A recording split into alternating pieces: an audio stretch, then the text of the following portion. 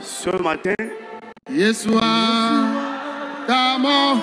Jésus frayera un chemin. Oui, cette matinée, Jésus tracera un chemin. Tout de suite même.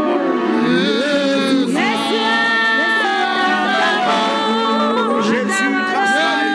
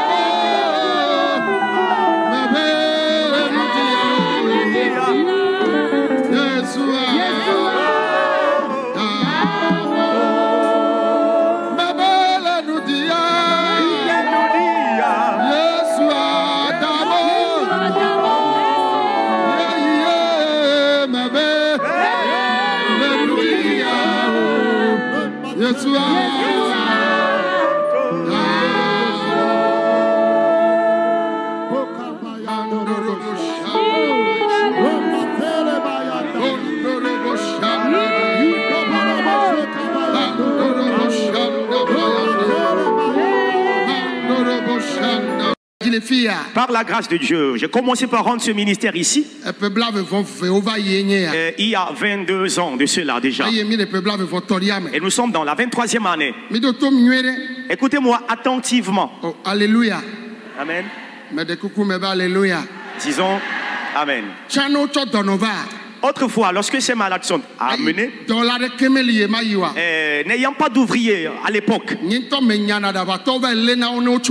moi-même, lorsque leurs chaînes par lesquelles ils sont maîtrisés sont coupés, je les traque, bien je les poursuis et je les arrête. Et je les ramène dans le camp.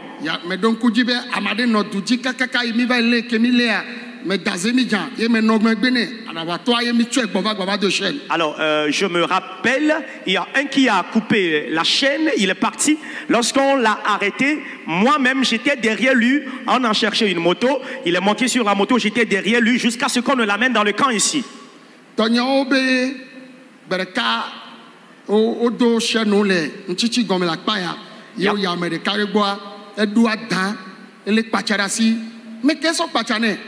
Oba medeva le ibe ya a chuachire alwa onde kwa ibe papa lo meni de kukune nena ikpachane ya chojira idoku igbodo ame anu manya toko ya be ya chokpachana na batwa ibe kwale si kwa do agaba me sia me kila ba igbo fifia ya je ye akpachala lo mene zakwen ke kamere kemetele yegbo voyi me va maison yegbo e me tojire do pri kaka me akpachala si elle a na les mecs la dajia, on me gâteau à d'accord nao. Ame la même, yenti belle doit ta.